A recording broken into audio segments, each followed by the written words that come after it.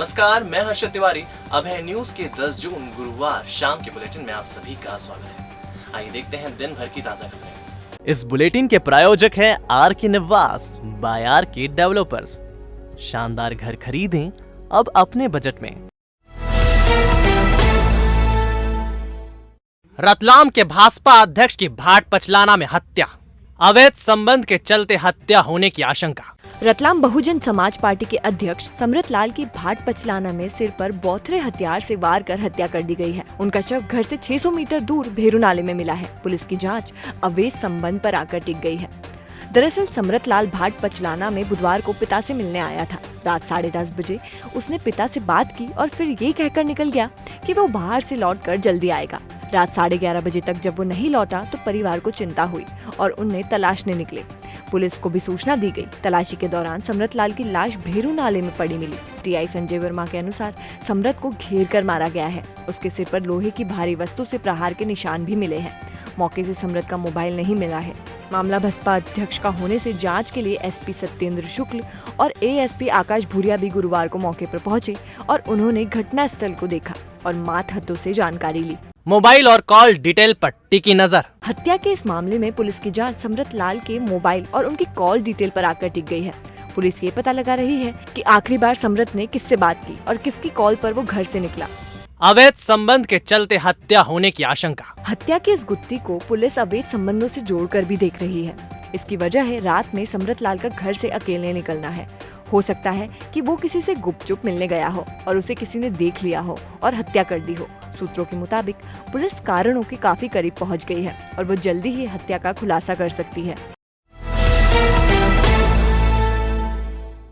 संख्या राज्य cancer unit में लगे 2 जनरेटर जलाने के मामले में देवास गेट पुलिस ने 4 आरोपियों को गिरफ्तार किया है। बदमाश जनरेटर में लगी तांबे की कॉइल निकालना चाहते थे। इसके चलते 17 मई की रात उन्होंने लाखों रुपए कीमत के 2 जनरेटर फूंक दिए थे। पुलिस ने चामुंडा माता मंदिर के सामने फुटपाथ पर रहने वाले हेमंत, सुनील, आदित्य और बेगम बाग के फारूक को इस मामले में हिरासत में लेकर पूछताछ की तो चारों ने जनरेटर में आग लगाने की बात कबूल ली है। आरोपियों ने बताया कि जनरेटर से तांबे की कॉइल निकालने के लिए उन्होंने आग लगाई थी। आरोपी नशेड़ी और स्मैक का नशा करते हैं। मुझे द्वारा सूचना मिली कि इस प्रकार के जो व्यक्ति हैं जिन्होंने आग लगाई थी वो कैंसर यूनिट परिसर में अभी भी किसी वारदात के उद्देश्य से खड़े हुए हैं। जिसके बाद जो है हमने आरोपी को पकड़ा तो उसने अपना नाम हेमंत बताया, जिसके संबंध में अपन ने थाने के अन्य थानों के यहाँ से भी रिकॉर्ड प्राप्त किया तो उसका पूर्व में भी रिकॉर्ड पाया गया। जीआरपी थाने से भी रिकॉर्ड पाया गया। उससे मेमोरेंडम लिया, उससे पूछताछ की तो उसने अपने 3 और साथियों का नाम बताया। शेष जो माल था वो तांबे का तार, वो करीब 1.5 किलो के लगभग हम लोगों ने इनसे जब्त किया है। बाकी आज हम इनको न्यायालय में पेश करेंगे। पश्चिम क्षेत्र विद्युत वितरण कंपनी के आउटसोर्स कर्मचारियों ने मई महीने के वेतन में 1000 रुपए की कटौती करने से नाराज होकर गुरुवार को ज्योति नगर कार्यालय में प्रदर्शन किया है। कर्मचारियों ने अधिकारियों को ज्ञापन सौंपते हुए पूरे वेतन की मांग की है। दरअसल ये आउटसोर्स कर्मचारी क्विस कॉर्पोरेशन कंपनी के लिए काम करते हैं। कंपनी 6 जिलों में पश्चिम विद्युत वितरण कंपनी को आउटसोर्स सुविधा उपलब्ध कराती है। उज्जैन जिले में ही कंपनी के 1200 से ज्यादा कर्मचारी लगे हुए हैं। ये बिल बनाने, बांटने से लेकर मीटर रीडिंग तक का काम करते हैं। कंपनी ने अप्रैल महीने से बोनस भुगतान के लिए इनकी सैलरी से रुपए की कटौती शुरू की है। अन्य जिलों में ये कटौती अप्रैल में ही लागू कर दी गई थी, लेकिन कोविड के कारण उज्जैन में इसे मई महीने से लागू किया गया है। इस बार जब मई महीने की सैलरी कर्मचारियों को मिली तो उसमें 1000 रुपए कम थे। ये देख कर्मचारियों का माथा ठनक गया। उन्होंने क्विस कंपनी के सुपरवाइजर से इस संबंध में बात की तो उन्होंने बताया कि बोनस भुगतान के लिए राशि काटी गई है। ये राशि दिवाली के पहले उन्हें मिल जाएगी। कर्मचारियों ने इसका विरोध किया। आउटसोर्स कर्मचारी संघ के सह संयोजक राहुल मालवीय ने बताया कि कर्मचारी वेतन में किसी भी तरह की कटौती नहीं चाहते हैं और इस बात से कंपनी अधिकारियों को अवगत करा दिया गया है। इसी कड़ी में गुरुवार को ज्योति नगर कार्यालय पर प्रदर्शन कर ज्ञापन सौंपा गया है। अगर फिर भी कटौती जारी रखी गई तो तीव्र विरोध किया जाएगा। हालांकि इस संबंध में कंपनी के जिला सुपरवाइजर अंकित यादव से बात करने पर उन्होंने बताया कि आउटसोर्स कर्मचारियों का बोनस काटा गया है तो उन्हें 3 महीने बाद वेतन में जुड़कर दिया जाना था, लेकिन कर्मचारियों के विरोध के बाद अब इसे प्रति माह दिया जाएगा और आउटसोर्स कर्मचारियों के वेतन से कटौती की गई राशि जल्दी उनके खाते में डाल दी जाएगी।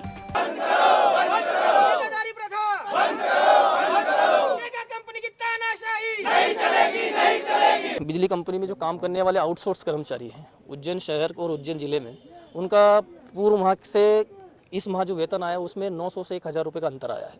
और इस अंतर को जो क्विस कॉरपोरेशन कंपनी है इसने जो अन्य 6 जिलों में भी इसके टेंडर हैं वहाँ पर अप्रैल माह से व्यवस्था लागू की है, किंतु जो हमारा अप्रैल माह का वेतन जब मई में भुगतान हुआ था तो हमारा पूरा कलेक्ट्रेट मान से हमारा भुगतान हुआ, किंतु इस माह से इन्होंने इस वेतन में विसंगति और गड़बड़ी की है। जिम्मेदारों से बात करने पर जो उनके द्वारा नियुक्त सुपरवाइज़र है उनको फ़ोन लगाया तो उन्होंने कहा कि बोनस का पैसा हमने काट लिया, हम इकट्ठा आपको पे करेंगे, जबकि उन्होंने ना तो इस संबंध में कर्मचारी से कोई चर्चा की और ना ही कोई आदेश निर्देश जारी किए।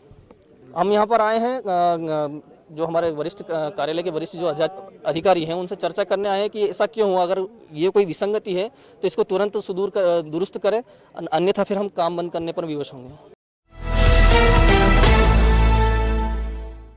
वायरस के प्रभाव को कम करने के लिए करवाएं अपने ऑफिस, घर, दुकान, क्लिनिक, गोडाउन, 4 व्हीलर्स गाड़ियों का उच्चतम क्वालिटी के केमिकल से सैनिटाइजेशन और करें अपनी और अपनों की सुरक्षा।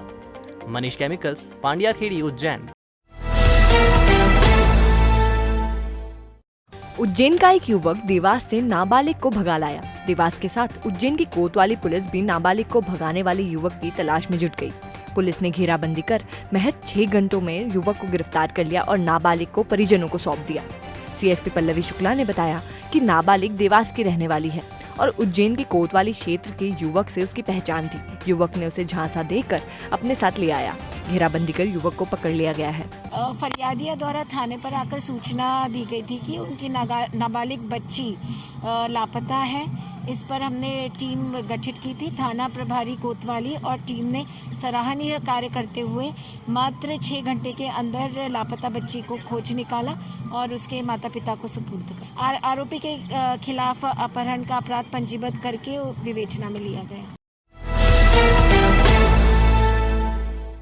बारिश का मौसम शुरू होने वाला है और बाढ़ जैसी विभीषिका से बचने की तैयारी अभी से शुरू हो गई है। संभागायुक्त संदीप यादव संभाग के कलेक्टर से वीडियो कॉन्फ्रेंसिंग के जरिए रूबरू हुए और तैयारियों का जायजा लिया। यादव ने कलेक्टर से कहा कि हमारा सूचना तंत्र और चेतावनी सिस्टम एकदम दुरुस्त होना चाहिए ताकि बाढ़ के दौरान सूचना तेजी से पहुंचाई जा सके। बाढ़ प्रभावित गांवों की अभी से पहचान करने और इन गाँव के रहवासियों को अन्यत्र शिफ्ट करने के निर्देश दिए हैं। डाउन स्ट्रीम वाले गांवों में पानी के संभावित फैलाव का आंकलन और बांधों से पानी छोड़ने से पहले अलर्ट जारी करने की भी समझाइश दी है। उज्जैन कलेक्टर आशीष सिंह ने बताया कि उज्जैन में रेलवे स्टेशन और रामघाट क्षेत्र में पानी का भराव होता है। पानी भराव वाले स्थानों की पहचान कर ली गई है। इसके लिए व्हाट्सएप ग्रुप बनाए गए हैं। एसडीएम ने संबंधित विभाग से समन्वय कर मीटिंग कर ली है। उज्जैन के वरिष्ठ समाज सेवी हरि सिंह यादव और उनकी टीम ने गुरुवार को शनि जयंती के उपलक्ष्य में आगर रोड स्थित अम्बे माता मंदिर पर भोजन वितरण किया। इसके बाद वे कुष्ठधाम बस्ती भी पहुंचे, जहां उन्होंने जरूरतमंद लोगों को भोजन बांटा। इस अवसर पर उनके साथ रवि राय जी, अनिरुद्ध पांडे, विक्रम ठाकुर, नरेंद्र शर्मा, शैलेंद्र सिंह परिहार, राजेंद्र सोनी, सुरेश पोरवाल आदि मौजूद रहे। ब्लॉक कांग्रेस अध्यक्ष दीपेश कानूंगो और विधानसभा युवा कांग्रेस अध्यक्ष दिग्विजय सिंह झाला के नेतृत्व में कांग्रेस के प्रतिनिधिमंडल ने कलेक्टर चंद्रमौली शुक्ला से मुलाकात की। प्रतिनिधिमंडल ने कोरोना से मृत व्यक्तियों के परिजनों को शासन की योजना का लाभ दिलवाने की मांग की है। कलेक्टर ने कहा कि 1 मार्च से 30 जून के बीच मृत हुए व्यक्तियों के परिवार को शासन की योजना का लाभ दिया जाएगा। प्रतिनिधिमंडल ने कलेक्टर को बताया कि शासन की योजना की जानकारी आम आदमी को नहीं है और वो परेशान हो रहे हैं। ऐसे में आम आदमी को जानकारी देने के लिए तहसील और मुख्यालयों पर जिम्मेदार अधिकारियों की नियुक्ति करनी चाहिए ताकि लोगों को योजना की सही जानकारी मिल सके। कोरोना से मतलब जिनको मृत्यु हुई थी पर उनके इसमें कोरोना पॉजिटिव नहीं लिखा गया था, उनका इलाज पूरा कोरोना के हिसाब से हुआ था। उनका पूरा जो उनको जो अंतिम संस्कार किया गया था वो कोरोना गाइडलाइन से किया गया था, पर उनके इसमें सरकार कोरोना पॉजिटिव नहीं लिख रही थी। इसके लिए हम कलेक्टर साहब से मिलने आए थे। घटना में जो प्रारंभिक आई थी उसमें ये लिखा हुआ है कि कोविड से मृत्यु वो मानी जाएगी जो 1 मार्च से 30 जून के बीच किसी प्रकार की मृत्यु। संभवतः उन्होंने योजना नहीं पढ़ी होगी, इसलिए कुछ कन्फ्यूजन के कारण लेके आए थे। मैं समझा दिया, संतुष्ट हो गया। दवाइयों के लंबे बिलों से अब मिलेगा छुटकारा। पाएं एक ही छत के नीचे सभी प्रकार की दवाइयां एवं निशुल्क घर पहुंच सेवा। पाएं सभी दवाइयों पर 12 से 80% का भारी डिस्काउंट। हमारा पता इजी मेडिकोस 7 बड़ा तेलीवाड़ा उज्जैन।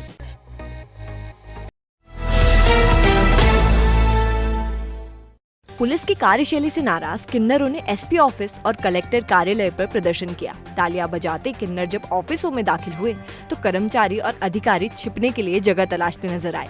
दरअसल किन्नर समाज बेलपांग टीआई ब्रिजेश मिश्रा से नाराज है। इसकी वजह ये थी कि टोल नाके पर वाहन चालकों से किन्नर रुपए मांग रहे थे। टीआई ने इन्हें रोका था और कुछ की पिटाई भी कर दी थी।